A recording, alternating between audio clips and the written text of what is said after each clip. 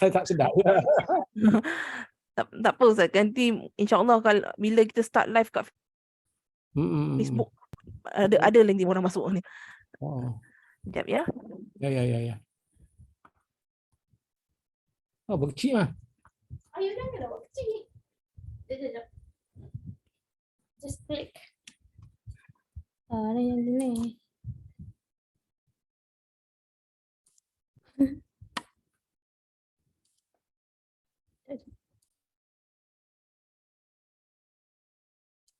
Okey. Assalamualaikum warahmatullahi wabarakatuh. Selamat petang dan selamat datang ke sesi ketiga untuk Hadis Riyadhus Salihin bersama Dr. Fauzi Rahman. Jadi saya paskan kepada hilang pula waktu. Kita paskan kepada Ustaz Dr. Fauzi lah.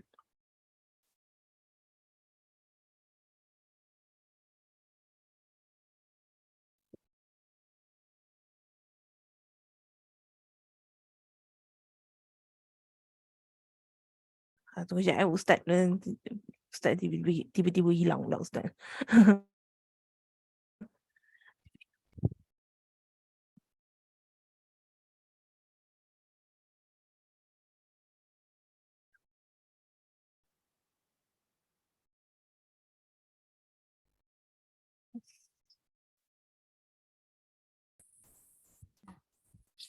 Assalamualaikum Ustaz. Ya, okey. Okey, dah boleh mula dah? Okey, insya-Allah. Assalamualaikum warahmatullahi wabarakatuh. Alhamdulillah wassalatu ala Rasulillah wa ala alihi wa ashabihi wa man nasrahu wa wala. Allahumma amsayna wa amsal mulku lillah walhamdulillahi la syarika lah. La ilaha illa wa ilaihil masir. Radina billahi rabba wa bil islami dina wa bi Muhammadin sallallahu alaihi wasallam nabiyyan wa rasulah. Alhamdulillah, kita lanjutkan syukur yang setinggi-tinggi sebanyak-banyaknya kepada Allah SWT kerana pada kesempatan petang ini kita dapat lagi sekali bersama-sama dalam program online kita ini. Saya sangat syukur kerana dapat bersama-sama bagi meneruskan perbincangan kita yang berpandukan kepada teks yang kita gunakan, iaitu koleksi hadis Riyadhus Salihin, susunan imam yang terkenal Al-Imam An-Nawawi rahmatullahi alaih. Dalam pertemuan kita pada minggu lalu, kebetulan pada malam hari Sabtu, kita telah membincangkan hadis yang bersumberkan daripada Sayyidina Huzaifah bin Yaman radhiyallahu anhu, yang menceritakan bagaimana baginda beliau bersama-sama dengan baginda Rasul melaksanakan solat malam. Kebetulan hadis ini dimuatkan oleh Al-Imam An-Nawawi dalam kitab Al-Mujahadah ini. Bagi menampakkan relevannya hadis ini dengan kitab Mujahadah itu ialah kerana tempoh yang agak lama, bukan agak lama lah, memang lama, yang diambil oleh junjungan Rasul dalam melakukan solat malam itu, ya. Sehingga kita telah pelajari baginda memulakan dengan surah Al-Baqarah, disusuli dengan An-Nisa, dan juga kemudiannya Ali Imran. Dan kita telah ulas hadis ini dengan mengambil beberapa manfaat dan juga pengajaran berpandukan kepada hadis yang tersebut. Pada petang ini, jadual baru kita, kita akan menyambung untuk menyemak hadis yang seterusnya, iaitu hadis yang ke-9 daripada kitab Mujahadah ini, dan hadis yang ke-103 kalau berpandukan urutan daripada awal kitab Riyadhus Shalihin ini. Hadis ini memberi maksud yang hampir sama sebenarnya, walaupun dia satu hadis yang agak pendek. Yang berbezanya kalau hadis yang minggu lepas berdasarkan kepada riwayat Sayyidina Huzaifah bin Yaman yang disebut sebagai atau dikenali dengan gelarannya sebagai Amin Sirri Rasul. Saya cenderung untuk menterjemahkan Amin Sirri Rasul ini sebagai setiausaha sulit junjungan Rasul SAW. Sebab banyak perkara-perkara yang tertutup hanya diberitahu oleh Nabi kepada beliau saja. Ya. Terutamanya kalau dalam konteks di Madinah, ialah mengenai ehwal yang berkaitan dengan al-munafiqun, yakni orang-orang yang munafik, ya, mengenai siapa apa namanya yang terlibat. Yang banyak mengetahui mengenai golongan ini ialah Sayyidina Huzaifah ini, sebab dia mendapat info langsung daripada Nabi sendiri sallallahu alaihi wasallam. Sebab itulah diriwayatkan kalaulah berlaku kematian di kota Madinah, Umar radhiyallahu anhu pertama orang yang dicarinya di tempat kematian itu ialah Huzaifah, Sayyidina Huzaifah bin Yaman, ya. Sebab mengenai tadilah rahsia munafikin yang ada di Madinah pada masa itu. Jadi kalau ada Huzaifah di majlis tersebut, maka Umar yakinlah bahawa orang itu memang seorang mukmin yang sebenar, bukan munafik. Dan dia akan ikut sertalah bersama-sama sampai ke akhirnya. Kalau Huzaifah tak ada, maka dia pun dapat tahu orang ni ada masalah, ya, dari segi latar belakangnya. Sebab rahsia mereka ni ada dalam simpanan Sayyidina Huzaifah bin Yaman, ya. Hadis yang kita nak pelajari pada petang ini bersumberkan daripada seorang lagi sahabat terkenal, iaitu Sayyidina Abdullah bin Mas'ud. Masing-masing ada gelaran juga, ya. Abdullah bin Mas'ud ini dikenali dengan gelarannya sebagai sahibu na'lir rasul. Sahibu na'lir rasul. Nak sebut apa? Ya, ini sahabat yang antara tugas dia dalam melayani Nabi SAW ialah berkaitan dengan kasut atau sepatu Nabi SAW. Jadi kalau Nabi nak berangkat ke mana-mana, dialah yang uruskan, ya, tolong carikan kasut yang akan dipakai oleh Nabi semua sekali.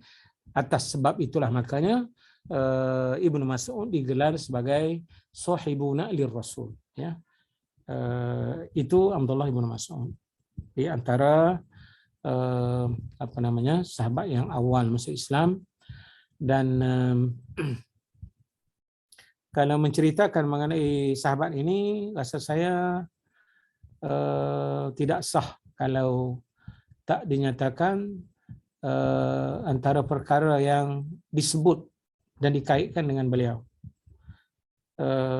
di mana dia telah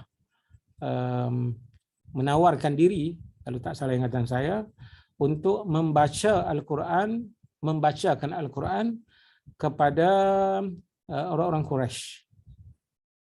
Walaupun sahabat-sahabat lain dah halang dia, jangan, ya.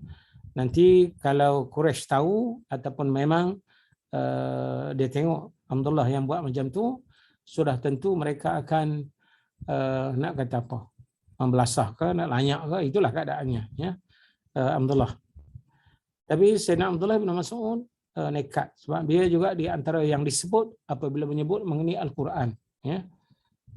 Jadi ilmu beliau dengan Al-Quran ini sangat hebatlah, ya, di antara sahabat-sahabat yang hebat. Walaupun kata-kata sahabat itu hebat, ya, tapi memang ada kepakaran masing-masing dalam bab hebat tak hebat itu. Memang kalau zaman kita ni orang akan base kepada pakar itu, kepakaran, ya. Jadi bila disebut pasal Quran, orang yang akan disebut ialah Sayyidina Abdullah bin Mas'ud ini. Masya-Allah. Walaupun dilarang, jangan buat, nanti orang Quraisy akan belasah kamu, pukul kamu, akan apa-apakan. Namun Ibnu Mas'ud nekat. Dia tetap buat juga, ya. Dia baca Al-Quran berhampiran dengan Darun Nadwah, ya. Darun Nadwah ni kelab eksklusif pembesar-pembesar Quraisy yang tempatnya tak jauh daripada Kaabah sekarang ini, ya. Dia pergi dan membaca ayat. Tak salah ingatan saya, beliau membaca surah Ar-Rahman. Ar-Rahman Al-Lamhul Bayan itu, ya. Jadi macam yang sudah diagak, akhirnya Quraisy dengar dan mereka tanya apa yang berlaku. Akhirnya dia tahulah yang Abdullah bin Mas'ud membacakan kepada mereka Al-Quran, ya.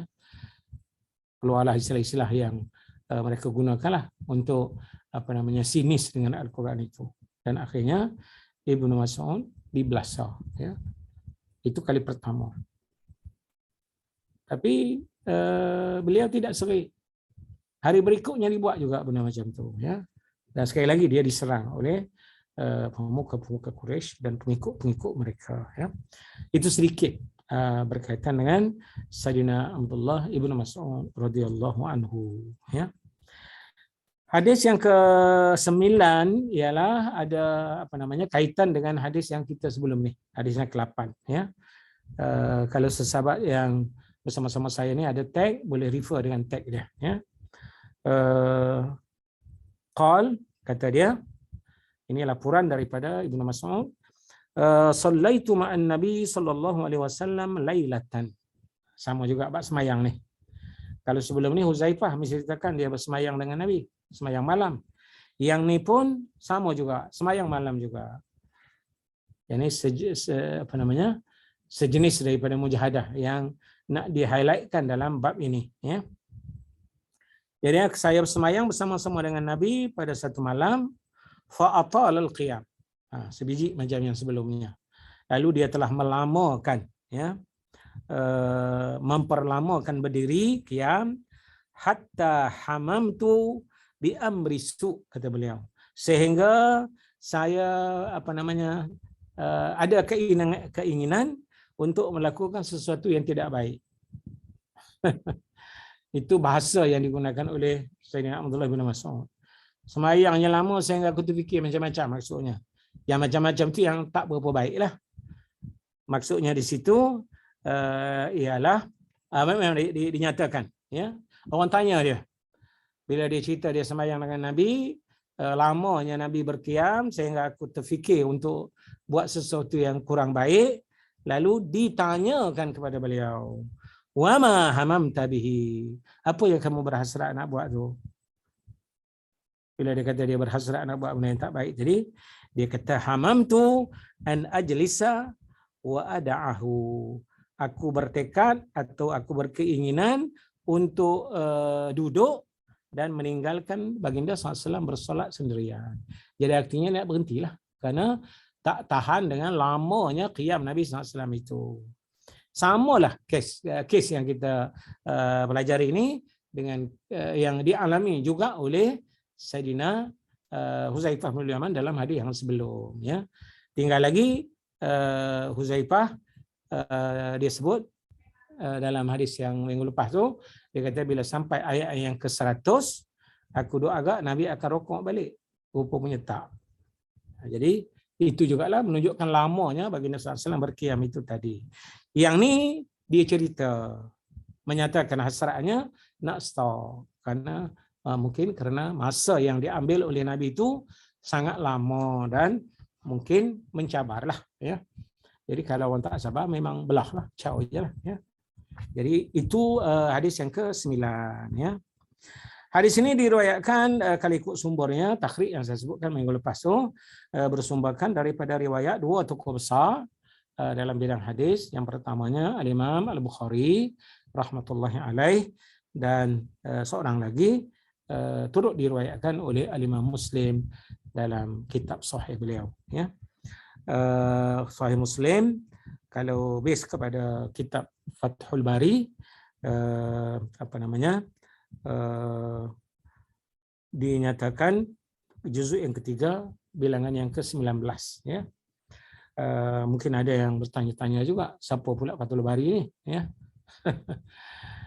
Kitab Fathul Bari ini sebenarnya ulasan yang telah dibuat oleh seorang tokoh besar, ya, tokoh hadis yang terbilang, yaitu Imam Ibnu Hajar Al-Asqalani. Ini di antara ulasan ataupun syarah bagi kitab Sahih Imam Bukhari yang terkenal. Ya. Walaupun banyak lagi syarah-syarah lain, tapi dia di antara yang paling baik lah. Ya. Kalau nak tengok apa ulasannya, dapatkan saja ulasan beliau dalam Fathul Bari ini. Dan alhamdulillah saya difahamkan dah ada pihak rakan-rakan kita yang di luar, ahli-ahli ilmu yang telah menterjemahkan kitab Fathul Bari ini ke dalam bahasa Melayu. Ya. Ini untuk kemudahan sahabat-sahabat kita yang tak dapat merujuk daripada sumbernya yang asal. Ya. Itu kitab Fathul Bari, ya, oleh Imam Ibnu Hajar. Sedikit pengenalan. Itu dia punya sumbernya 3:19, ya.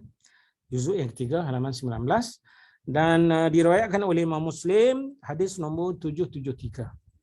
Mengikut urutan dalam Sahih Imam Muslim, ya. Saya sendiri juga ada sedikit peluang sebelum ini untuk servis kepada kitab Sahih Imam Muslim ini, tapi tak keseluruhannya lah, sebab di antara tajuk yang dimuatkan oleh beliau dalam Sahih Muslim ini ialah kitab adab, ya, kitab yang berkaitan dengan adab kepribadian. Ada banyak hadis yang dimuatkan di situ yang kebetulannya telah diberi ulasan oleh sahabat saya, Profesor Mahmud Syaraf Al-Qudah. Ya. Dia ini pensyarah bahkan profesor dalam bidang hadis di Jordan University. Pernah menjadi pensyarah pelawat di Simlaya, bertugas di satu jabatan dengan saya lah untuk satu tempoh. Ya. Dan hasil daripada perkenalan itu, beliau telah give kepada saya tulisan-tulisan beliau yang terlibat dalam bidang hadis lah. Antaranya ialah yang pertama yang dia bagi sebagai kenang-kenangan ialah kitab tulisan beliau yang diberi judul Hudan Nabawi fir Raqaiq, yang kami kemudiannya terjemah ke dalam bahasa Melayu dengan judul Petunjuk Nabawi bagi Hati. Ya. Saya terlibat, bos saya masa itu Profesor Datuk Zulkifli Yusof ikut sama, dan almarhum sahabat saya Dr. Abdul Rashid Ahmad. Kami berkongsi dan akhirnya menterjemahkan buku ini ke dalam bahasa Melayu. Ya. Dan diterbitkan oleh pihak UM lah masa itu, Center Quran Center yang dipimpin oleh Datuk Zul masa itu. Ya. Dia juga ketua jabatan masa itu. Kemudiannya yang kedua ialah syarah juga kepada Sahih Muslim ini. Ya. Diberi judul Hudan Nabawi fil Adab, yang saya kemudiannya terjemahkan juga ke dalam bahasa Melayu dengan judul Petunjuk Nabawi bagi Adab. Dah diterbitkan oleh unit penerbitan atau lajnah penerbitan Persatuan Ulama Malaysia. Ya. Jadi kalau sesahabat di Shah Alam nak dapatkan, kunjung saja ke Pejabat Persatuan Ulama di section 7, insya-Allah dapatlah di sana.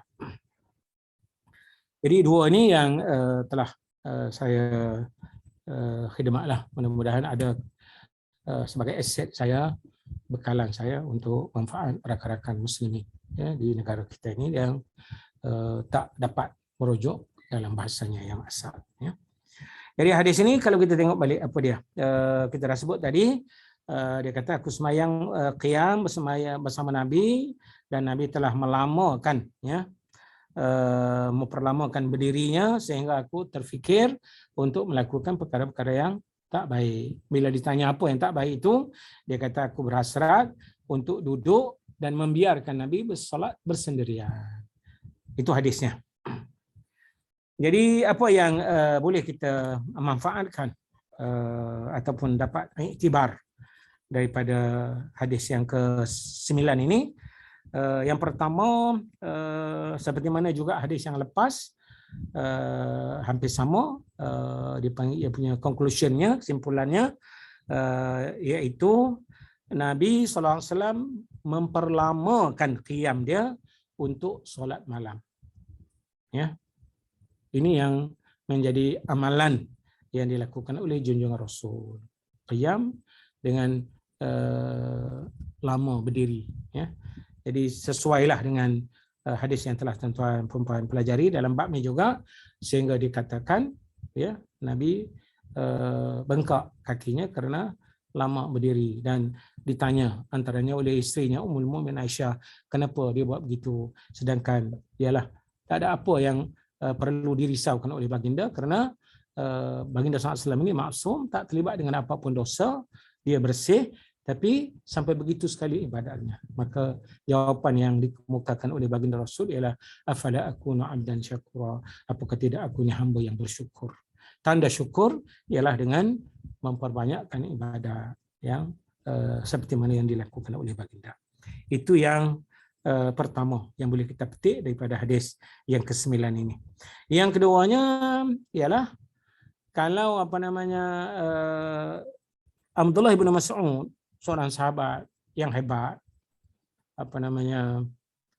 terlintas juga dalam fikirannya untuk berhenti dan membiarkan Nabi solat bersendirian. Jadi bagaimanalah halnya dengan orang lain? Tak tahulah kita boleh dapat ke tidak orang-orang lain yang dapat melakukan sedemikian. Huzaifah dia cerita dah bagaimana lamanya dia dengan Nabi solat dalam hadis yang sebelum ini. Ya. Yang ni pula Abdullah bin Mas'ud yang dah ada terlintas juga dalam dalam fikirannya nak berhenti, tapi tak berhentilah. Ini pun hebatnya sahabat ini, masya-Allah. Jadi kalau kita nak dapatkanlah orang-orang lain, terutamanya generasi kemudian ini di kalangan umat Muhammad ini.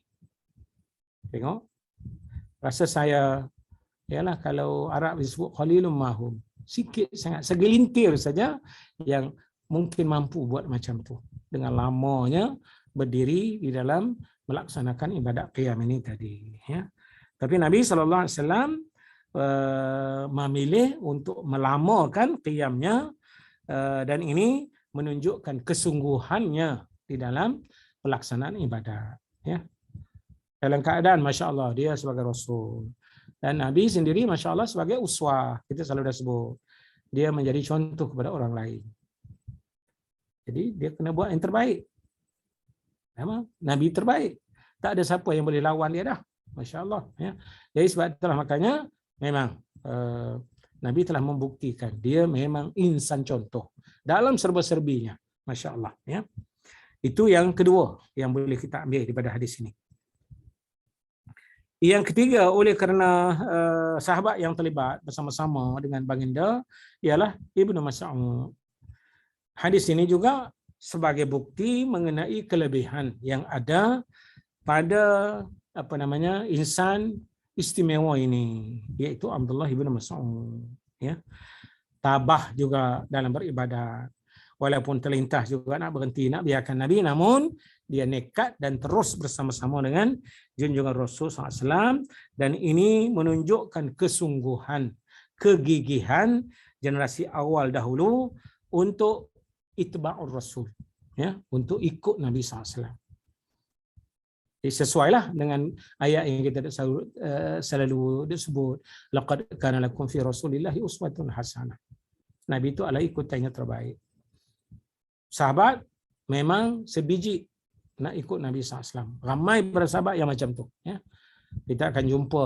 Mereka akan begitu tekun untuk meneladani junjungan Rasul di dalam hal ehwal yang apa yang mereka lihat Nabi SAW sendiri buat. Saya ingat saya dah sebut sebelum ni apabila Abdullah bin Umar radhiyallahu anhu, Sayyidina Ali bin Abi Talib, ini antara contoh-contoh lah ya, sebagai sebut beberapa contoh.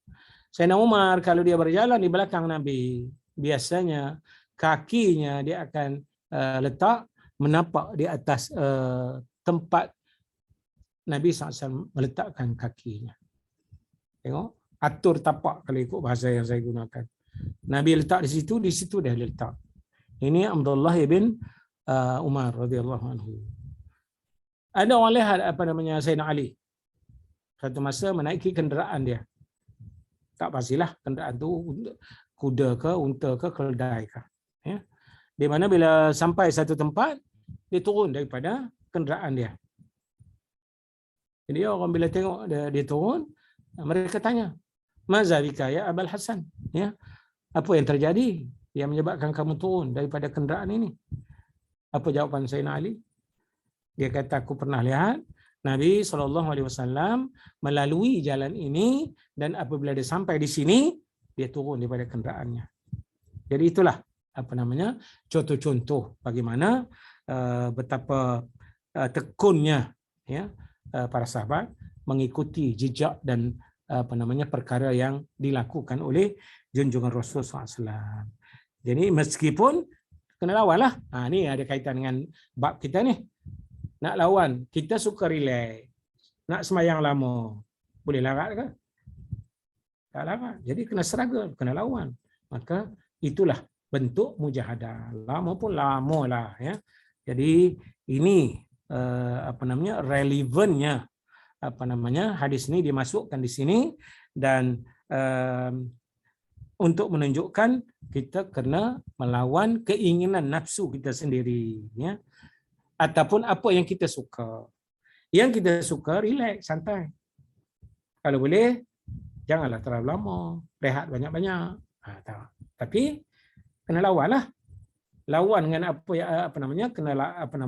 kontras dengan apa yang kita tak suka, buat sebagaimana yang dilakukan oleh Nabi. Lama pun lamalah. Itu yang telah ditunjukkan contohnya kepada kita oleh Sayyidina Abdullah bin Mas'ud radhiyallahu anhu. Itu perkara yang ketiga. Yang keempat. Ini berkaitan dengan apa yang diceritakan kepada kita oleh Abdullah bin Mas'ud. Hasrat dia tadi, ya.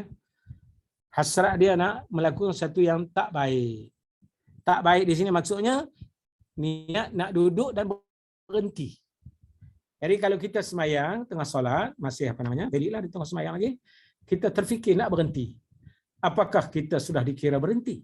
Jadi berdasarkan kepada hadis ini, keinginan untuk berhenti atau keluar daripada solat tidaklah dianggap sebagai dia sebenarnya sudah keluar, tak, ya. Selama dia belum niatkan, baru ada hasrat, tak niat dan tak melakukannya, masih ada lintasan saja dalam fikiran tapi belum sampai ke peringkat azam yang jitu, berhenti terus, tak, ya. Tapi dia masih dikira masih dalam ibadat solat dan masih berteruslah sehinggalah dia benar-benar berhenti. Sekadar hasrat saja, lintasan dalam fikiran itu tidaklah dikatakan dia sudah berhenti ataupun semayangnya sudah tidak valid, tak, ya. Semayangnya masih kekal, tinggal lagi dia terus kemudiannya seperti mana yang telah dibuktikan dalam hadis ini, Abdullah bin Mas'ud terus bersama-sama dengan Nabi sampai ke akhirnya, ya. Bersama-sama dengan Nabi lah, berjemaah. Minggu lepas pun kita dah sebut, di antaranya ibadat-ibadat sunat ini boleh juga dilakukan secara berjemaah. Saya tak nak ulas panjanglah bab tu, ya.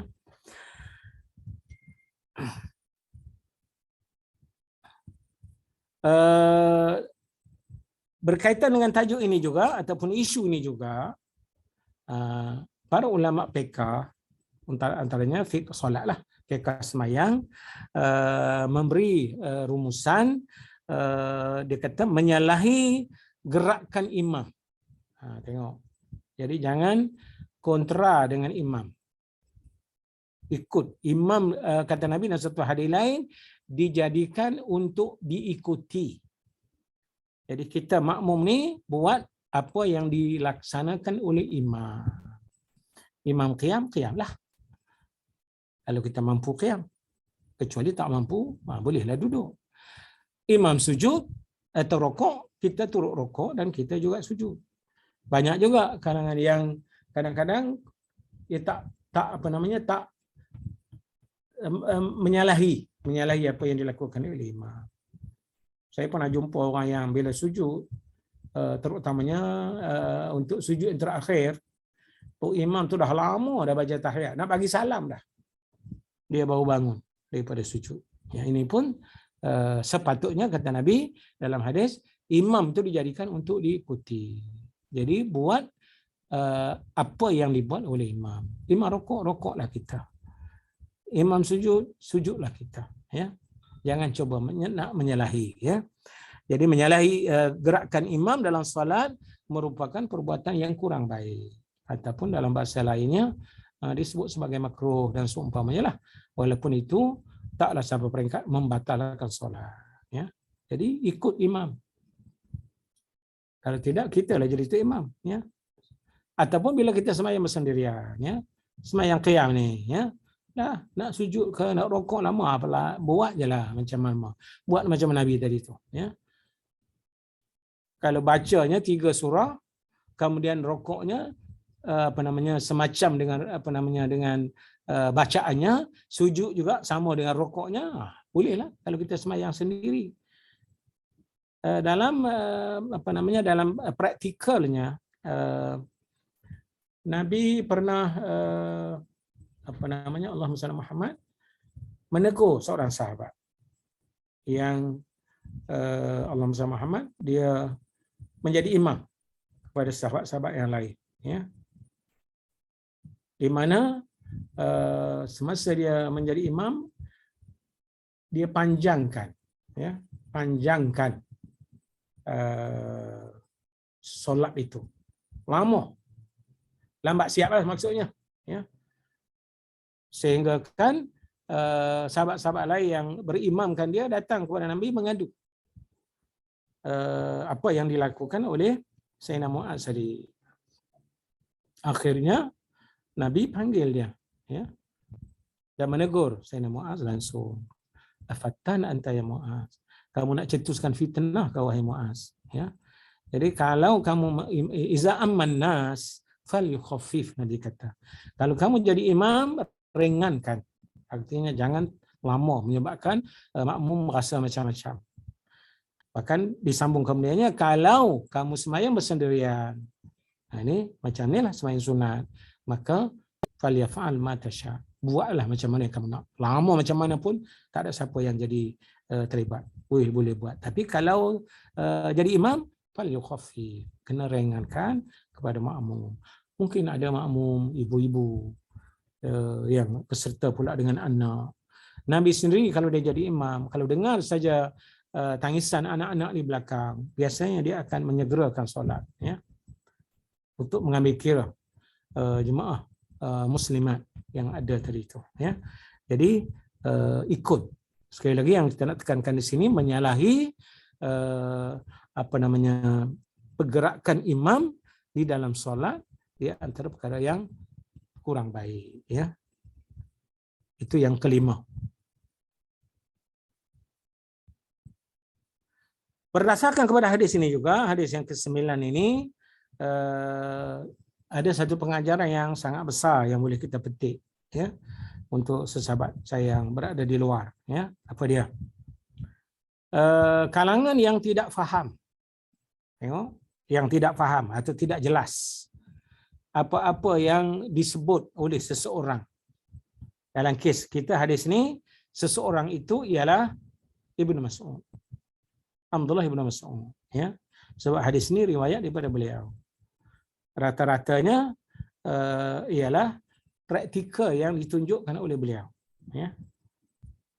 Cuma yang jadi hadis tu kerana dia semayang dengan Nabi, itu je. Ya. Tuan-tuan, kalau kita tak faham apa yang dinyatakan oleh seseorang, tanggungjawabnya pada masa itu ialah terus bertanya kepada orang yang menceritakan atau yang menyebut sesuatu itu tadi. Ini tunjukkan dalam hadis kita ni. Bila Ibn Mas'ud kata, aku dah dah ada hasrat terlintas dalam fikiran aku nak buat benda yang tak baik. Jadi member yang dengar tadi, sahabat yang sebelah dia tak faham. Apa yang kamu nak buat tadi? Terus dinyatakan kemudiannya apa yang dia nak buat. Yang ni dia rasa nak duduk dan itulah, ini termasuk dalam ayat tadi, menyalahi perbuatan imam. Imam masih qiyam, kita pula nak duduk. Itu namanya satu tindakan yang kurang baik. Yang boleh kita rumuskan daripada hadis inilah. Ya. Jadi kena tanya siapa pun. Dan banyak dalam hadis dan seumpamanya keterangan-keterangan dan penjelasan-penjelasan dalam bentuk macam ni. Hatta Nabi sendiri pun, Nabi kita ni kita faham sangatlah. Dalam tarbiyah, dalam pendidikan, beliau menggunakan dalam penyebaran ilmu, dia menggunakan berbagai-bagai pendekatan. Ya. Antaranya, kadang-kadang dia tanya orang, tahu tak kamu? Suka tak aku nak beritahu? Itu tanya. Sama juga. Ya. Ataupun kadang-kadang datang dalam bentuk menjawab soalan-soalan ini dikemukakan oleh sahabat-sahabat. Pun banyak juga macam tu. Ya. Walaupun dalam peringkat awalnya, dan ini menjadi punca pada berlakunya kedatangan Jibril kepada Nabi SAW. Sebab kecenderungan masyarakat di Madinah, para sahabat lah masa tu, di Madinah ni suka bertanya. Tanya tu pula bukan perkara yang penting pun, termasuk perkara yang bukan-bukan. Ya. Dan ini menyusahkan Nabi sendiri SAW. Jadi kalau kita tengok balik sebab di sebalik munculnya hadis Jibril itu, inilah puncanya. Kerana soalan-soalan yang menyusahkan Nabi, yang remeh-temeh, ditanya kepada Nabi. Ya. Banyaklah tanya. Ayah dia di mana? Bukan kerja Nabi, nak cek ayah dia kat mana. Tengok. Ada pula tanya, mak dia dalam syurga ke dalam neraka. Ini benda yang memang bukan benda yang sepatutnya ditanya.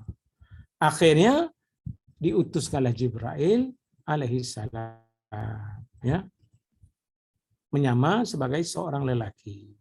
Ya. Hadis yang diriwayatkan oleh Sayyidina Umar bagi hadis peminat tokoh besar Imam An-Nawawi ini, hadis ini dimuatkan juga dalam koleksi hadis 40 awal-awal lagi. Ya. Bila Sayyidina Umar bersama, dia kata, pada satu hari aku bersama-sama dengan Nabi, iztala'a alaina rajulun, tiba-tiba muncul seorang lelaki. Ya. Panjanglah ceritanya, dengan pakaian putih, rambutnya hitam, tak ada kesan musafir. Sedangkan dia kata kami tak ada yang bersama-sama dengan Nabi itu kenal siapa orang ni. Masyarakat Madinah ni antara satu dengan lain saling kenal mengenali. Tiba-tiba yang datang ni tak kenal. Datang daripada jauh sepatutnya. Tapi nak kata dia datang jauh, rambut dia elok je, tak ada debu apa. Orang yang berjalan jauh, musafir, biasanya ada debu-debu yang melekat dekat rambutnya. Tengok. Jadi ini menimbulkan tanda tanya kepada sahabat-sahabat yang ada, terutamanya Sayyidina Umar lah. Tapi dia datang terus masuk dekat sampailah menghampiri Nabi. Ya. Kalau dalam bahasa kita orang kata belaga lutut. Lutut dia berlaga dengan lutut Nabi SAW. Fa wada'a yadayhi ala fakhizaihi. Dia letaknya tangan, ya, di atas pahanya, dan dia pun bertanya. Itulah keluar hadis pertanyaan, akhbirni anil Islam, akhbirni anil iman, mal ihsan. Ya. Ini tujuannya. Lepas tu, bila habis, Nabi pun jawab soalan dia, dia pun cakap lah pergi. Nabi bertanya kepada Sayyidina Umar, atadri manis sa'il? Siapa, tahu ke tidak kamu siapa yang datang bertanya tadi? Umar jawab, Allah wa rasuluhu a'lam. Allah dan Rasul saja yang tahu. Kami mana tahu. Tengok. Jadi akhirnya Nabi menceritakan dalam jawapannya, haza Jibril atakum yu'allimukum amra dinikum. Itulah Jibril yang datang kepada kamu untuk menjelaskan urusan-urusan yang berkaitan dengan agama kamu. Dia nak tanya boleh, tapi jangan sampai peringkat benda yang remeh-temeh ditanya seperti mana yang diajar. Sebab itu rumusan kepada hadis ini itulah dia. Jadi dalam konteks kita ini, dalam perkara yang ke-6 yang telah saya sebutkan tadi, kalau kita sendiri tak faham, bertanyalah kepada orang yang menyebut itu. Jangan biarkan kita terfikir sendiri apa maksud dia. Kalau betul nasib baik, kalau tak betul dah jadi masalah. Jadi kena tanya direct kepada penuturnya. Macam sahabat-sahabat di sini, bila dia tak faham apa yang dimaksudkan oleh Sayyidina Abdullah bin Mas'ud, dia langsung tanya berkata kepada beliau. Satu. Yang ke-6, minta maaf.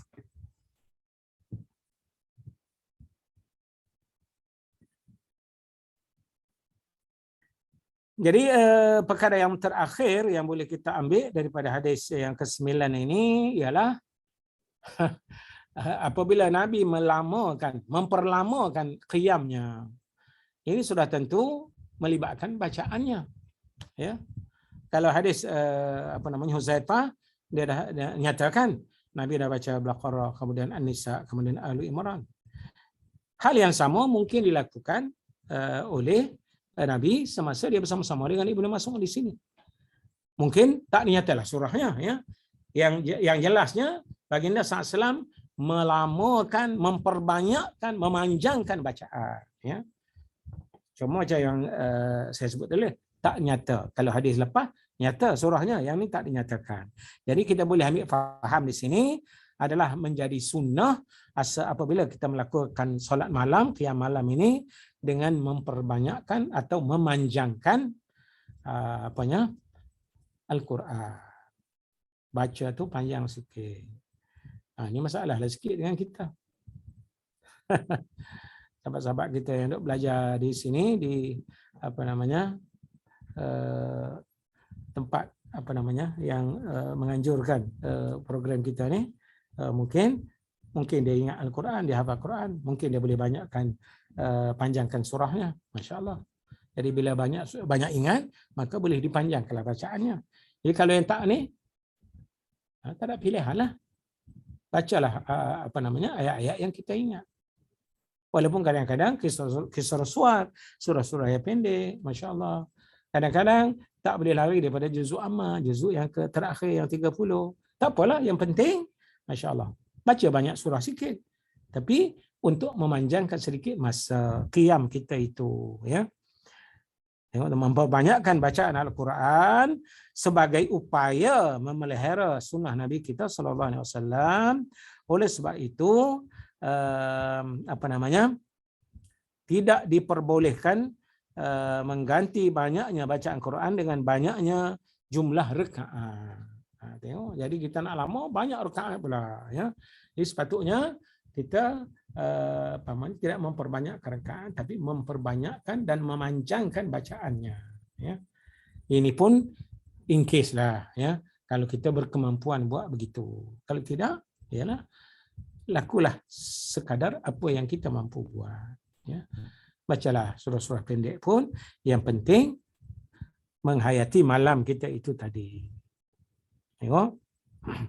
Jadi apa yang sekarang ni mungkin oleh kerana dia tak oleh kerana dia tak banyak ingat Al-Quran, dia bukan hafal Al-Quran, dia bukan hafiz, akhirnya dia ambil pendekatan memperbanyakkan rakaat.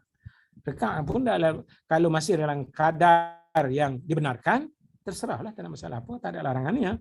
Tapi tadilah yang sebab itulah makanya terutamanya qiyam Ramadan. Jadi sebab itulah antara dipanggil alternatif yang dilakukan oleh pihak pengurusan masjid, terutamanya di tempat kita ni, mereka memilih atau mencari anak-anak kita, ustaz-ustaz kita yang hafiz untuk mengimamkan qiyam Ramadan itu tadi, ya. Ini dengan sendirinya kita akan dapat laksanakanlah macam yang dilakukan oleh junjungan Rasul, walaupun mungkin bukan mungkin lagi, dah pasti itu rasa saya kita tidak akan dapat buat seumpama sebiji macam yang dilakukan oleh junjungan Rasul sallallahu alaihi wasallam, ya. Itulah hadis yang yang ke-9.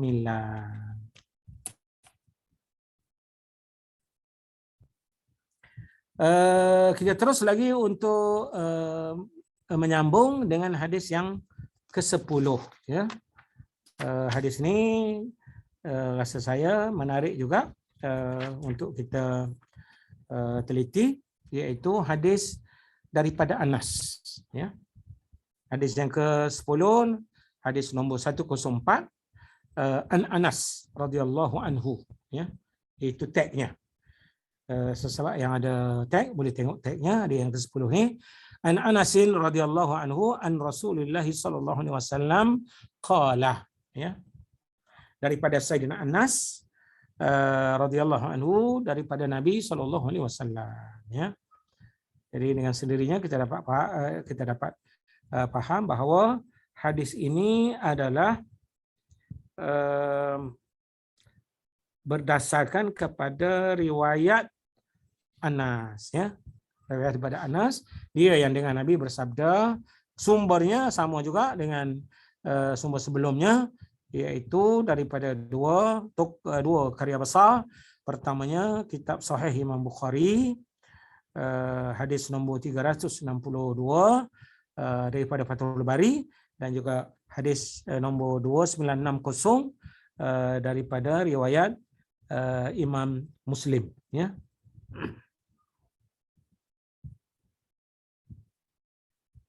Hadis riwayat Imam Muslim. Apa dia? Nabi bersabda, qal yatba'u al-mayyita salasatun, ahluhu wa maluhu wa amaluhu, fayarji'u isnan wa yabqa wahidun, yarji'u ahluhu wa maluhu wa yabqa amaluhu. Muttafaqun alaih. Terfahamlah, bila muttafaqun alaih, ia merujuk kepada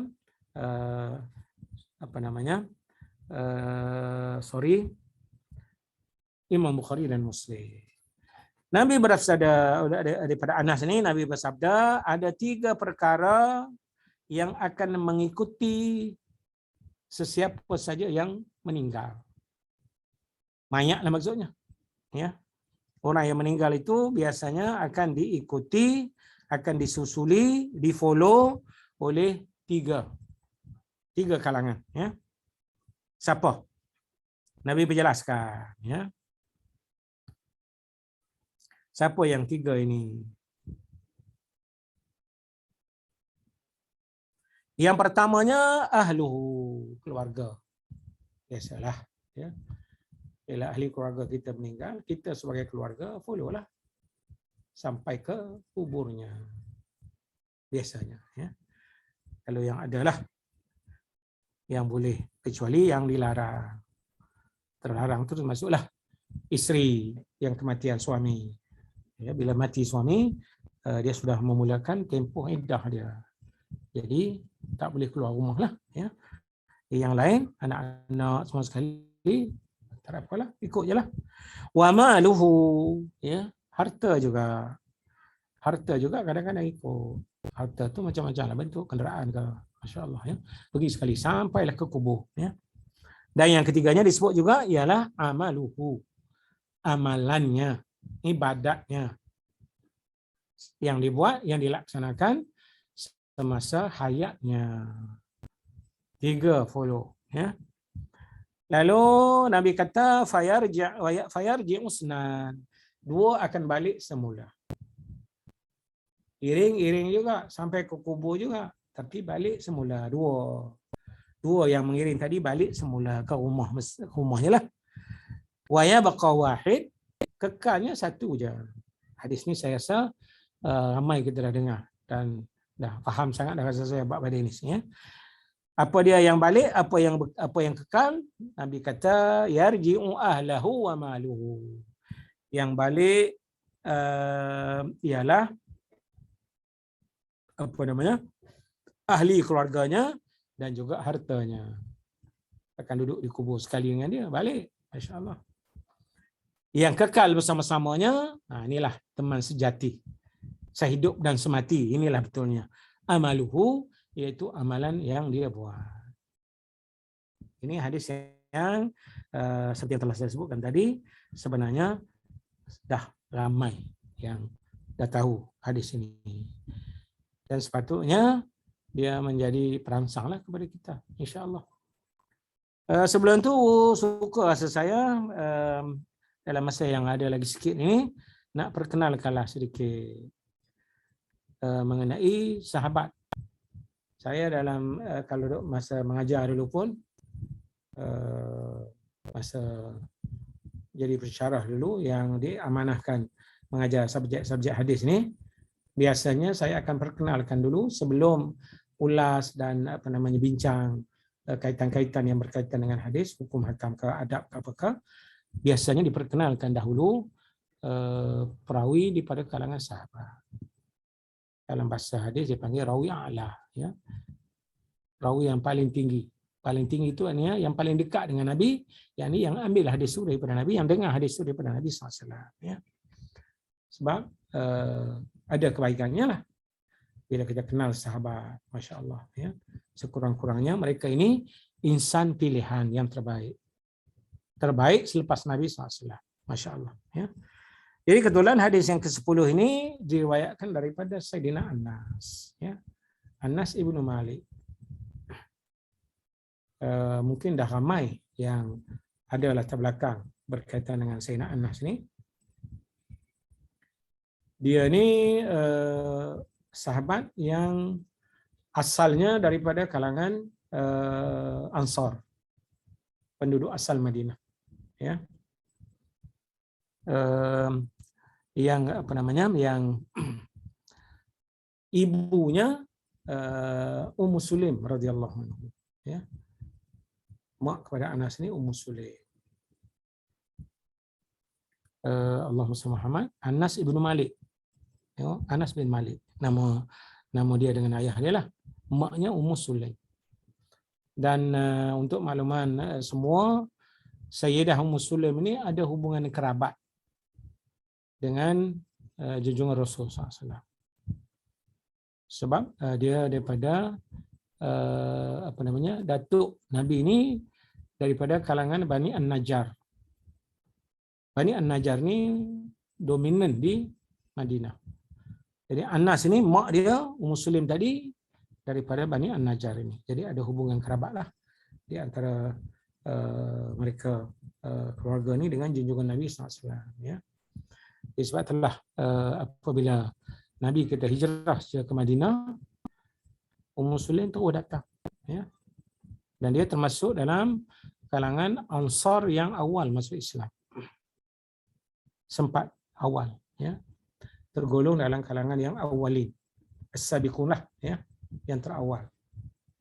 Dan bila dia masuk Islam, dia berusaha untuk mengajak juga untuk mengislamkan suami dia, Malik tadi, ya, ayah kepada Sayyidina Anas ini.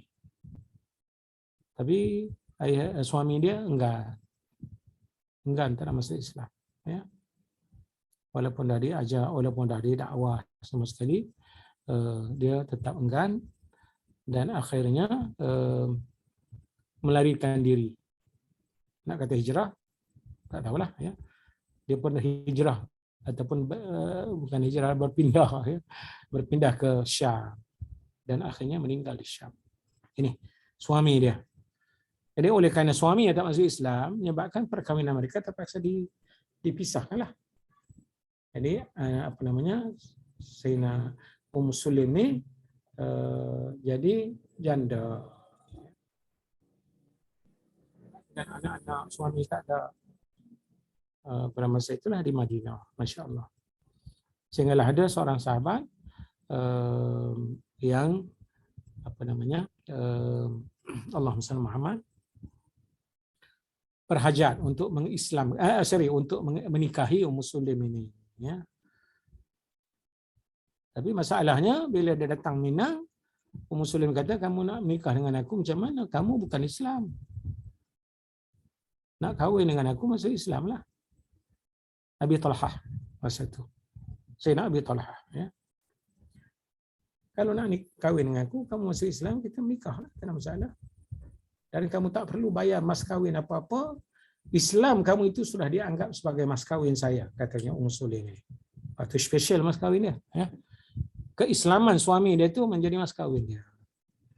Dino akhirnya Masya Allah faktur hidayat, akhirnya Abu Talhah pun masuk Islam dan nikahlah dengan Sayyidah Sulaim ini tadi, ya. Jadi Abu Talhah ni kira bapa tirilah kepada Sayyidina Anas ini tadi, ya. Sayyidina Anas ni semasa yang saya sebut adalah bila Nabi kita hijrah ke Madinah, mak dia datang menyerahkan Anas ini kepada Nabi SAW untuk berkhidmat kepada Nabi, ya. Dia kata, ini anak saya serahkan kepada Tuan untuk bantu apa-apa yang boleh dia buat bagi meringankan kerja Rasulullah SAW, ya. Jadi dikatakan Anas ini sebagai khadimur Rasul, ya, sebagai khadam Nabi. Dan Anas pun Masya Allah sangat seronok bila orang sebut nama dia Anas khadimur Rasul, ya, khadimun Nabi, ya. Nama dia dikaitkan dengan Nabi pula. Dia rasa bangga pula, ya, kerana dikaitkan dengan Nabi itu untuk beberapa tahun. Dan sebab itulah dalam layanannya kepada Sayyidina Anas ini, Nabi ini tidak pernah dalam satu hadis Anas menceritakan Nabi ini memang insan yang terbaik. Dalam tempoh yang selama itu aku membantu dia jadi khaddam dia tak pernah meninggikan suara. Tengok, khaddam, pembantu. Kita kadang-kadang dengan mak bapak pun meninggikan suara, Masya Allah, ya. Jadi sebab itulah dalam buku saya Petunjuk Nabawi bagi Adab itu, kalaulah Nabi ini dengan khaddam dia, dengan pembantu dia pun macam tu, apa hal lah. Tengok, dia cadangkan kita kalau kita masih ada kedua ibu dan ayah, Masya Allah, layalah mereka dengan sebaik-baiknya, Masya Allah. Itu Sayyidina Anas.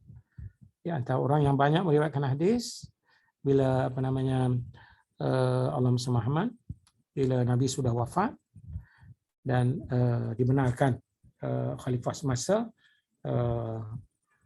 membenarkan sahabat-sahabat berhijrah, bahasa saya masa Khalifah Utsman, Sayyidina Anas bin Malik ini berhijrah ke Basrah, ya, menetapkan di sana, dan dia di antara sahabat yang paling akhir meninggal, ya.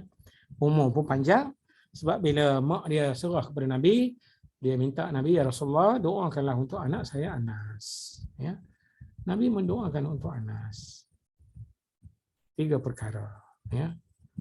Minta supaya dimurahkan rezeki, minta diramaikan anak. Ini kita tak suka ni ramai anak ni, ya. Dan yang ketiganya, dilanjutkan usia. Jadi Nabi terus mendoakan untuknya, dan dah doa pun doa Nabi faham je lah, ya. Jadi ternyata berlaku. Anas ramai anaknya, panjang pula umurnya, senang pula rezekinya. Pokok-pokok yang ada di ladang kurma dia mengeluarkan wangian, dan akhirnya boleh buat rezeki pula daripada pokok yang tumbuh di ladang tamarnya, jadi minyak wangi, ya. Ini di antara. Kurmanya pula berbuah 2 kali setahun, ya. Kurma mana buah 2 kali setahun, tapi ini berkat doa Nabi SAW kepada Sayyidina Anas, ya.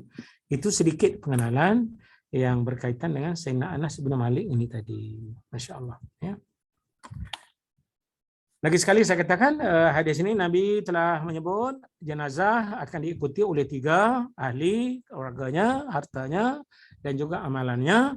Dua daripada itu balik, iaitu ahli, keluarganya, dan hartanya. Yang kekal bersama-samanya ialah amalannya, ya. Jadi perkara yang boleh kita petik di sini ada sekurang-kurangnya satu atau dua perkara yang boleh kita manfaatkan sebagai panduan hadis yang pendek ini. Yang pertama yang ingin saya kongsi dengan sahabat-sahabat di luar, perintah untuk mengerjakan apa yang akan tetap menyertai manusia. Ini perintah supaya memperbanyakkan ibadah. Ibadah inilah yang sehidup semati dengan kita. Tak akan balik-balik, dia tetap bersama-sama dengan kita. Kalau kita memperbanyakkan yang tak bersama-sama kita, meramaikan ahli keluarga, memperbanyakkan harta benda, mereka ni yang kedua-dua ni dia tak akan bersama-sama dengan kita. Semasa kita masih hidup memang bersama-sama dengan kita, tetapi bila dah berada di tempat yang kita bersendirian, yang bersama-sama dengan kita pada masa itu ialah amalan-amalan soleh kita. Dan inilah yang saya telah banyak kali sebut, mungkin dalam teman sulim pun dah nyatakan kecenderungan para sahabat dengan atau untuk memperbanyakkan amalan ini. Tak jemu-jemu dia orang datang tanya sampai mereka puas hati, ya. Apa amalan yang terbaik, apa amalan yang Allah Taala paling suka. Satu-satu. Bila Nabi sebut pula antara terbaik itu sedekah, datang pula tanya sedekah apa yang paling baik. Nabi jelaskan juga. Ini kesemuanya dalam rangka untuk memperbanyakkan aset atau bekalan yang akan tetap bersama-sama dengan kita itu tadi. Masya Allah, ya. Jadi mudah-mudahan apabila kita tidak ada amalan-amalan inilah yang akan menjadi sahabat sejati kita, ya. Dia akan menemani kita bila dah masuk ke tempat yang kesemua kita akan bersendirian, ketika orang lain yang menghantar juga dah balik semula, pulang semula ke rumah, maka kita hanya bersendirian di situ. Jadi amalan ini Masya Allah, ya. Jadi sebab itulah asasnya sampai ialah orang yang kurang membawa bekal ini. Bekal ke alam kubur ni, Masya Allah. Bila dah masuk dalam kubur dia berharap sangat. Bila datang, bukan masuk dalam kubur, bila malaikat maut datang. Ya. La'alli, mudah-mudahan aku dapat kembali semula. Nak balik macam mana? Dah nak mati dah. La yastakhiruna sa'atan wa la yastaqdimun. Jadi kita mengharapkan kita boleh kembali untuk kita menumpukan sepenuh masa melakukan apa-apa yang kita gagal buat semasa kita sihat, semasa kita elok, semasa kita hidup dulu. Itulah datangnya hadis, ya. Lakukanlah 5 sebelum 5. Jadi ambil peluang. Masa 5 tu ada, rebut sebelum datang 5 lain, ya, yang akan sedikit sebanyak menjejaskan ataupun menghabiskan peluang, ya. Tempoh hayat antara sebelum datangnya tempoh tak hayat, hidup kita sebelum mati. Itu yang terakhir. Sehat sebelum sakit, masa lapang sebelum datangnya masa sibuk. Itulah hadisul yang saya maksudkan. Rebut peluang itu tadi. Ketika orang lain yang menghantar anak, isteri, suami, kalau isteri mati, suami hantar sampai kubur, masuk dalam kubur, tapi balik, ya, dia tak akan bersama-sama dengan kita.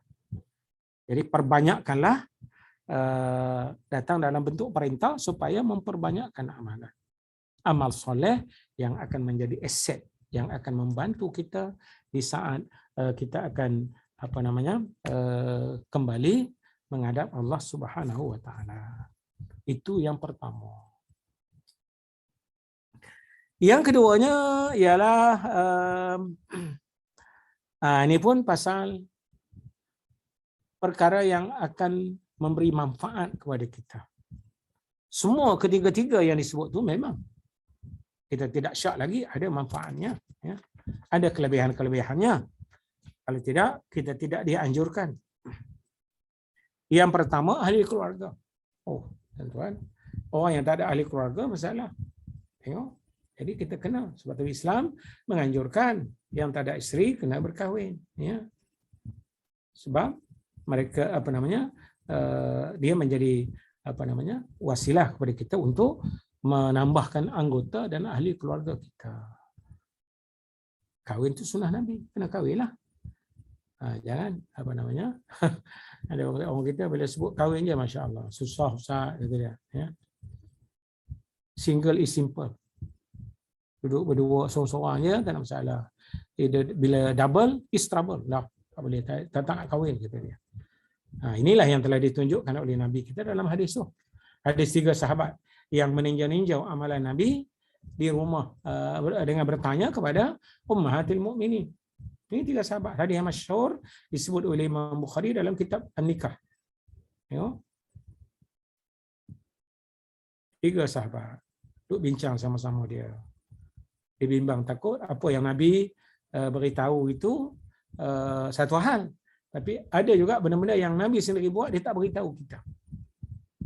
Ini yang mendorong mereka kemudiannya putus untuk berkunjung ziarah kepada Ummul Mukminin, nak bertanyakan apa yang Nabi buat semasa di rumah dia. Orang individu yang paling tahu mengenai Nabi di rumah dia, isteri dia lah, tak ada orang lain dah. Akhirnya mereka berkunjung. Akhbaruha, maka isteri pun beritahulah apa yang Nabi buat. Dalam hadis itu disebut taqalluha, ya, mereka bersungguh, kalau macam tu sikit sangat apa yang kita buat. Nak banding dengan Nabi, masya-Allah. Yalah, dalam bab ni, bab qiyam yang kita duk belajar ni pun tak boleh nak lawan dengan Nabi, apalagi yang lain. Tengok. Taqalluha, mereka sebut, Allah, sikit sangat yang kita buat ni. Akhirnya masing-masing bertekad untuk cover balik, buat lebih banyak amalan-amalan. Dan masing-masing pun bertekad untuk buat apa yang dia fikir dia boleh buat. Amma ana, kata yang pertama. Ana Ana sa'sumud dahar. Saya akan puasa sepanjang tahun. Nak puasa, ya. Sebab cara nak backup ialah dengan banyak berpuasa. Kecuali hari-hari yang tak boleh, haram puasa, tak puasalah. Kalau tidak, dia kata aku nak puasa. Satu, orang sahabat. Yang kedua, kata yang kedua ni pula, wa ana sa'aqumul laili. Saya pula akan qiyam malam. Tengok macam yang disebut ni tadilah. Qiyam malam, tak nak tidur dah. Masing-masing ada azamnya lah. Saya nak buat. Aku ni akan qiyam. 2. Yang ketiga, satu lagi dia kata wa ana la atazawwajun nisa. Aku tak nak kahwin. Sebab bila kahwin susah, ya. Nak bangun malam pun payah, macam-macam lah, ya. Alasan dia. 3 sahabat ini. Cakap-cakap para sahabat ni sekejap sampai ke telinga Nabi sallallahu alaihi wasallam. Tengok. Nabi ni ialah terus terang. Terus diperbetulkan. Kalau ada di sana sini kesilapan, Nabi ini antara yang sorahah, Arab kata. Telus dan berterus terang.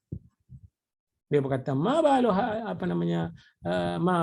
walail qaum. Apa sudah jadi dengan dia orang ni? Maksudnya 3 orang tadi lah. Tengok. Dia naik ke mimbar dia menyebut, perbetulkan. Mimbar Nabi ini kalau dalam tradisi sekarang ni macam tempat dia betul sesuatu secara current, ya, secara terus nak berbetulkan. Zaman kita ni dia panggil press statement. Kalau ada yang perlu diperjelaskan, nak panggil wartawan ramai-ramai beritahu, masya-Allah, ya. Wartawan sibuk lah, sekarang lagi sibuk. Hari ni Perdana Calon ni, tengok, beritahu terus. Nabi, mimbar dia itulah tempat dia perbetulkan. Mungkin ada kesilapan-kesilapan yang perlu diperbetulkan. Itu dia tanya tadi, apa sudah jadi dengan dia orang ni bertiga ni yang telah sampai kepada aku ni, ya. Akhirnya Nabi kata, wallahi inni akhsyakum lillahi wa atqakum. Aku ni, kata Nabi, orang yang paling takut anak yang paling takut kepada Allah dan orang yang paling tinggi takwanya berbanding dengan semua orang lain. Akulah yang paling tinggi sekali. Takut kepada Allah Ta'ala aku. Yang paling takwa pun aku. Tapi dalam keadaan itu pun, kata Nabi, tengok, ana asumu wa uftir. Aku berpuasa, tapi ada masa, ada hari-hari aku berbuka. Taklah puasa sepanjang tahun. Ya. Tengok. Asum, ada masa aku puasa, ada masa aku berbuka. Tengok. Sebab itulah, apabila Sayyidina Abdullah bin Umar bin As yang bertanya Nabi, bagaimana puasa yang terbaik? Akhirnya Nabi kata, khairus siyam sauma Daud. Sebaik-baik puasa itu ialah puasa Nabi Allah Daud alaihissalam. Nabi Daud ni puasa berselang. Hari ni puasa, itu tak. Lusa puasa balik. Tulat tak puasa balik. Selang-seli. Ya. Nah, itu taklah macam tadi ni. Dah dibetulkan oleh Nabi. Nak puasa terus. Tak ada dah. Apa namanya? Tak ada buka-buka hari sepanjang tahun. Aku puasa, kata Nabi. Dan aku juga berbuka. Satu. Wa ana usalli wa urqid. Nah, ni bab qiyam. Aku semayang dan ada masa aku tidur. Taklah pasal tengok bangun sampai apa namanya qiyam dengan tak rehat. Masya-Allah. Tengok. Ini kena sederhanalah. Kita ni ummatan wasata, agama umat yang sederhana, tidak melampau, tidak lebih daripada apa yang patut kita boleh buat. Tengok. Ada masa aku bangun, ada masa bangun untuk qiyam dan ada masa tidur dalam malam yang sama. Taklah sampai bangun tak tidur. Tengok. Kita ni lain sikit. Tidur tak bangun-bangun. Itu masalah juga, ya. Jadi nak nyatakan sederhananya Islam itu. Dan nak menjawab bagi sahabat yang kata ana la atazawwajun nisa, aku tak nak kahwin. Nabi kata ana wa atazawwajun nisa. Aku menikah, aku kahwin. Yalah, bila sebut bab kahwin, kita pun fahamlah. Isteri Nabi berapa orang? Kahwin juga, masya-Allah. Keluarlah ungkapan di situ, faman raghiba an sunnati falaisa minni. Siapa yang berpaling daripada sunnah aku, dia bukan daripada kalangan aku, kata Nabi. Puasa sunnah aku, tak puasa pun sunnah juga. Tengok, ada masa puasa, ada masa berbuka. Itu kaedah. Qiyam, ada masa qiyam, ada masa rehat. Tengok, itulah apa namanya dialog yang saya ingat kita pernah sebut pun, tak pasti saya sebut dah kat sini, dialog yang berlaku di antara Sayyidina Abu Darda dengan Salman Al-Farisi. Abu Darda yang macam dah menjurus kepada arah tadilah, yang tak balance tadi, akhirnya ditegur oleh sahabat dia, saudara dia, sebab dalam masa peristiwa Al-Mu'akhad dipersaudarakan di antara Muhajirin dengan Ansar. Abu Darda ni dipersaudarakan dengan Salman. Jadi mereka rapatlah adik-beradik. Adik-beradik yang dipersaudarakan dalam peristiwa itu. Salman pun bila tahu yang Abu Darda dah macam ada pengabaiannya, terutama terhadap keluarga, terhadap isteri, dia pun tegur Abu Darda. Badan kamu ada hak, keluarga kamu ada hak. Dan rumusannya fa'ti kullu dhi haqqin haqqah. Berikan kepada setiap yang berhak itu hak mereka. Hak badan ialah rehat. Yang kamu pulun habis tak rehat ni apa pasal? Tengok. Ahli keluarga kamu, isteri kamu, anak-anak kamu pun ada hak. Layan, tunaikan, penuhi hak mereka. Tengok. Hak isteri lain, hak anak lain. Kena layan, kena bagi belakang. Lepas tu dia balik, Salman balik, jumpa dengan Nabi. Nabi endorse apa yang disebut oleh Salman, sadaqah Salman. Betul kamu wahai Salman.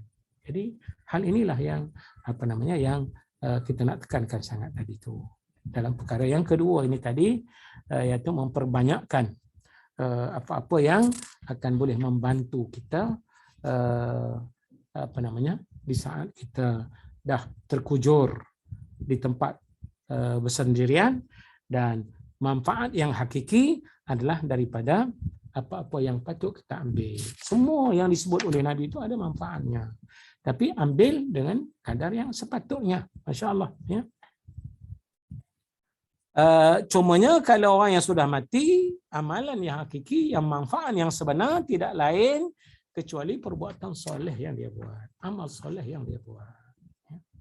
Harta, ini harta pun panjang juga. Sebab itulah makanya harta yang kita milik itu biarlah dia berpanjangan manfaatnya sampailah kita masuk ke alam kubur. Itulah keluar hadis lain pula. Iza mata bani Adam, bila mati saja anak Adam, inqata amaluhu, putus segala amalannya. Illa min salas, kecuali 3. Tengok. Ini pentingnya pertama. Sedekah yang berkekalan, iaitu sedekahun jariyah. Pelit yang tu. Harta, nak sedekah ni melalui harta perantaranya dan melalui kebaikan-kebaikan yang lain. Sedekah yang jariyah. 1. Yang kedua, ilmu yuntafa'u bihi, ilmu yang bermanfaat. Saya sangat percaya dan yakin setiap kita ada rezeki. Jadi jangan kedekut untuk menyumbang kepada orang lain ilmu yang kita ada. Apapun ilmu, ya. Tak semestinya ilmu agama saja. Semua ilmu yang dimanfaatkan oleh ummah, itulah ilmu yang perlu dikongsi dengan orang lain. Tengok.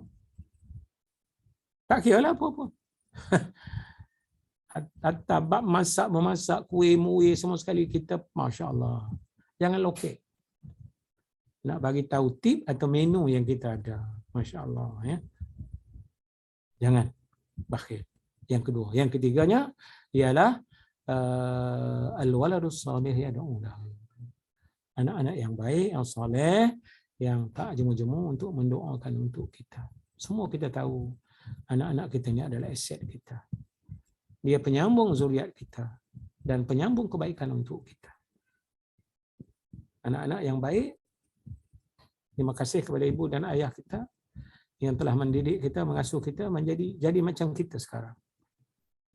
Kita tahu kita ada tanggungjawab dengan mak ayah kita. Antaranya terus mendoakan untuk mereka. Masya Allah. Jadi biarlah juga, saya selalu ingatkan diri saya lah. Biarlah anak-anak kita ni jadi macam kita. Bila kita dah tak ada, dia boleh menyambung, mensuplaikan ganjaran dan pahala untuk kita yang sudah terbaring masa itu. Sebab tak ada dah benda lain yang bermanfaat. Kecuali amal yang kita buat semasa hayat kita dan juga amalan yang jariah ini tadi. Yang 3 disebutkan itu tadi. Sebab itulah semasa hayat, banyakkanlah bersedekah. Itu baru jadi harta itu milik kita. Bila dikumpulkan sampai bergian-gian jadi juta-juta bilion-bilion, akhirnya berebut anak beranak turun naik mahkamah. Kenapa? Tak settle isu harta pusaka. Tak selesai. Jadi semasa kita ada hayat, jadikan dia milik sebenar kita, beri kepada mereka yang memerlukan, dan ini adalah jelapang pahala untuk setiap kita. InsyaAllah. Ya. Jadi mudah-mudahan itulah bahasa saya yang boleh saya kongsi dengan semua sahabat di luar untuk petang ini. Kali pertama kita bertemu untuk petang, sesi petang, dan insya-Allah kalau tak ada halangan kita akan jumpa lagi pada minggu hadapan. Sebelum tu biasalah kalau ada sahabat yang bersama-sama saya yang ingin berkongsi pandangan, pendapat, peluang masih ada sikit, dipersilakan. Assalamualaikum warahmatullahi wabarakatuh, Ustaz. Assalamualaikum warahmatullahi wabarakatuh. Ada 3 soalan yang saya nampak. Soalan yang pertama adalah jika mereka ni saya rasa pergi ke Mekah dan juga ke Madinah dan selalu melihat seseorang itu memegang Al-Quran, membaca di dalam ketika solat. So soalannya boleh ke tak boleh? Itu yang pertama. Lelaki ke perempuan tu? Yang pegang tu lelaki ke perempuan? Perempuan lah, kita perempuan, kita nampak perempuan lah yang memegang Quran tu, Ustaz. Okay. Biasa kalau kita jawab satu-satu ya. Ulama biasanya mengharuskan ya. Tapi dengan mengelakkan daripada pergerakan yang lebih. Tengok ada contohnya di sini apabila Ummul Mukminin Aisyah dan ada sahaya dia seorang lelaki ya. Dia nak qiyam malam. Jadi sahaya ni mungkin macam kita lah kot. Tak ingat Quran, tak hafal Quran. Jadi macam mana dia kata aku nak jadi imam kepada Ummul Mukminin, ya. Jadi Aisyah masa tu memerintahkan dia supaya khaddam dia ni pegang Quran baca. Jadi ini menunjukkan bahawa baca Quran dalam solat itu diharuskan. Tapi kena jagalah tadi supaya jangan bergerak lebih, ya. Bergerak tu maksudnya dengan cara yang melampau lah, ya. Kalau dalam mazhab Syafi'i kita jangan lebih berturut-turut 3 kali lah. Itu kaedah dia. Itu yang pertama. Yang kedua? Yang keduanya adalah berkenaan dengan hadis. Bagaimanakah nak mengetahui sama ada hadis tu betul sahih ataupun tidak? Yang ni jawabnya kena panjang ni sangat, masya-Allah. Macam mana nak jawab ya? Hadis ni satu ilmu, puan, ya. Satu bidang ilmu. Dua pula ada kalau kita kalau kita nak kira ilmu yang paling besarnya, pertama ilmu berkaitan dengan Quran. Yang Quran pun di pusat qiraati ni tahulah macam-macam ilmu lah, dengan tajwidnya, dengan tarannumnya, dengan masya-Allah cara bacanya, dengan lagunya macam-macam. Tu bab Quran baru. Nak hafal lagi, ya. Hadis pun sama juga, ya. Dia ada satu ilmu. Dan hadis ini pula merujuk pada apa yang disebut oleh Nabi lah, ya. Ulama-ulama hadis semua bila bagi takrifan hadis ialah mereka sebut apa saja yang disandarkan kepada Nabi SAW. Perkataankah, perbuatankah, atau perlakuan Nabi, ya. Cumanya dia ada satu tradisi, ya, terutamanya dengan kita yang dah beribu tahun ditinggalkan oleh Nabi ini, ya. Jadi ada satu ilmu dipanggil dalam bidang hadis ini ilmu rawi hadis, ya, tarikh ar-ruwat. Sejarah berkaitan dengan orang-orang yang meriwayatkan hadis ini. Ini satu ilmu yang besar, ya. Ada kaitannya dengan nilai hadis itu. Kita nak tahu dia sahih atau sahih. Biasanya dalam satu hadis itu dia ada sanad dia. Tengok sekurang-kurangnya, ya. Cuma kitab-kitab baru ni tak sebut sanad. Ni kena tengok balik karya besar, ya. Buka je kitab Sahih Imam Bukhari itu, memang dia turunkan sanad. Daripada Imam Bukhari ini, Imam Bukhari kata aku ambil daripada orang ni sampai ke sahabat, sampai ke Nabi. Sekurang-kurangnya dalam satu hadis itu ada 5 orang, ada 6 orang yang yang terlibat dengan apa yang kita sebut sanad hadis itu. Dia nak tahu sahih ke tak sahih, sanad-sanad ini kena pelajari berdasarkan kepada ilmu isnad tadi tu, ya. Dan di antara ilmu yang saya pernah ditugaskan masa bertugas dulu ialah ilmu inilah, ilmu yang berkaitan dengan sanad ini tadi. Jadi kena teliti satu. Itu satu. Oh, kata kalau itu mungkin pun kata payahlah macam tu. Tapi alhamdulillah lah dengan kitab-kitab hadis yang ada sekarang ni, biasanya pengarang dia satu dah dia semak dah sanad itu. Lepas tu ada pula satu tradisi lain di mana datang ulama-ulama kemudian ni menyemak balik. Dia panggil tahqiq mana-mana buku yang ada. Mereka pula bagi sumbangan dan biasanya mereka akan menyebut nilai kepada setiap hadis yang diteliti itu. Jadi taklah payah yang kita agak, sebab ulama-ulama terkemudian mereka telah meneliti hadis-hadis itu dan telah buat pun rumusan. Tinggal lagi kena rujuk kepada tulisan-tulisan tadilah. Itu yang keduanya. Yang ketiga? Atau apa lagi yang tak puas hati? Okey, setakat ini soalan yang ketiga adalah dia ada mempunyai kawan ataupun anak yang tidak semayang, Ustaz. Macam mana cara yang paling baik untuk nak menasihati dia, nak bawa dia semula kepada mengerjakan solat? Yang pertama yang saya ingatlah, memang anak-anak kita ni dia masalah sikit. Hidup dalam suasana selesa. Kadang-kadang nak solat tu tak sampai 10 minit pun, ya. Tapi tadilah alasan dia macam-macam, ya. Yang pertama yang rasa saya kita boleh buat, pertamanya tidak jemu-jemu. Ingatkan mereka, ingatkan juga. Boleh. Kalau boleh libatkan sekali semayang sama-sama. Itu lagi baiklah. Dan jangan lupa juga, ini apa yang saya buat jugalah, ya, dengan anak-anak. Tak jemu-jemu untuk mendoakan mereka, ya. Lapangkan hati, lembutkan hati, permudahkanlah, ya, dekatkan mereka dengan Allah, ya. Ini antara perkara yang boleh kita buatlah, ya. Yang sebenar dia nak jadi kata jadi itu kita serah kepada Allah Taala. Sembahyang ajak banyak-banyak. Mudah-mudahan Allah Taala akan beri petunjuk. Insya-Allah. Itu kalau anak, kalau kawan macam mana kita Sama nak juga, mengajak? sama juga nasihat. Tengok beritahu. Berilah sikit dengan motivasi.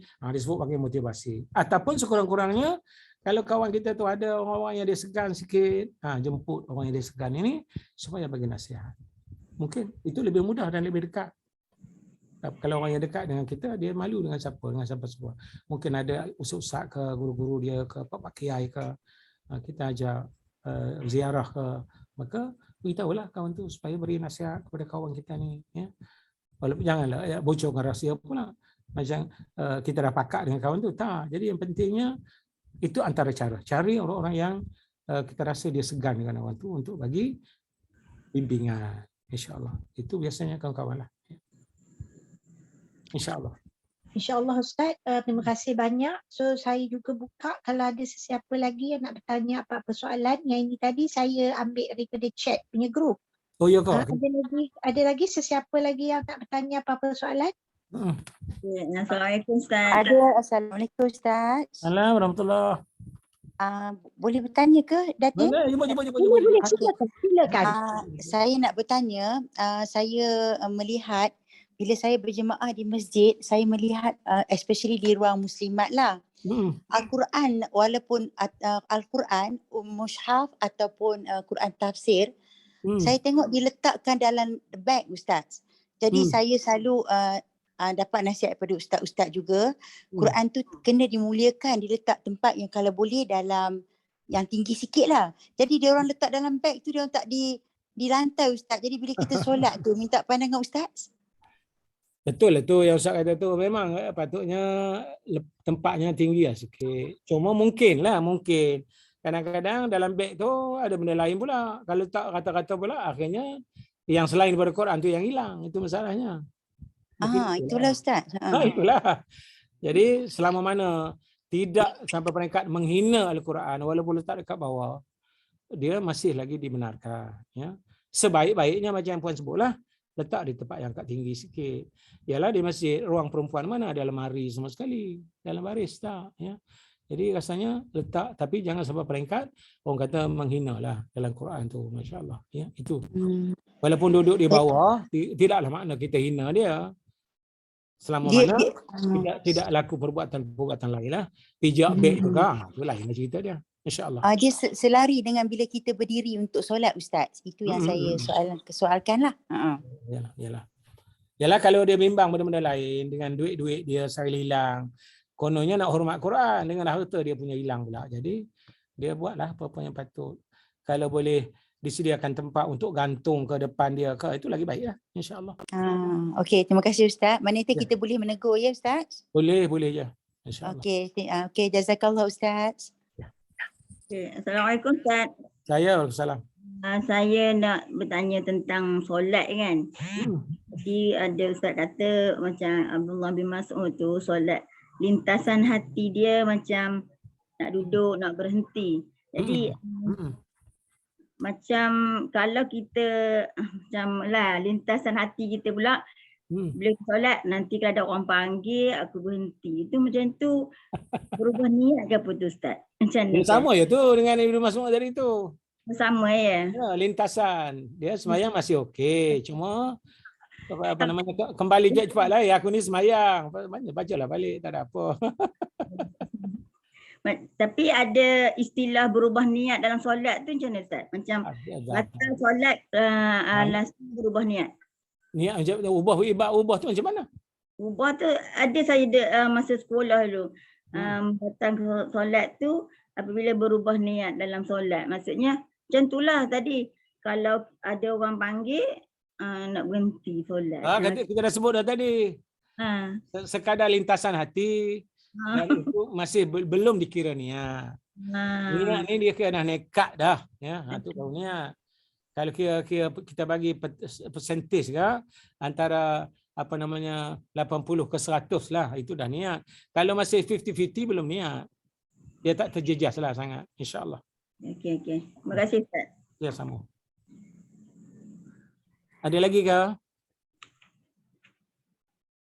Kalau tak ada, syukur banyak-banyak kepada Allah kerana memberi ruang kepada kita pada petang ini. InsyaAllah kalau tak ada apa-apa halangan, kita akan bertemu lagi pada minggu hadapan, hari Sabtu akan datang mengikut jadual baru kita jam 5 petang. Setakat itu saja, ampun maaf. Yang benar daripada Allah, yang tidak benar itu kelemahan saya. Aku qauli hadza. Wassalamualaikum warahmatullahi wabarakatuh. Waalaikumsalam. Waalaikumsalam warahmatullahi wabarakatuh. InsyaAllah jumpa lagi pada hari dengan waktu yang sama ya Ustaz. InsyaAllah. Terima kasih. Sekejap ya, lupa stop live. Terima kasih Ustaz.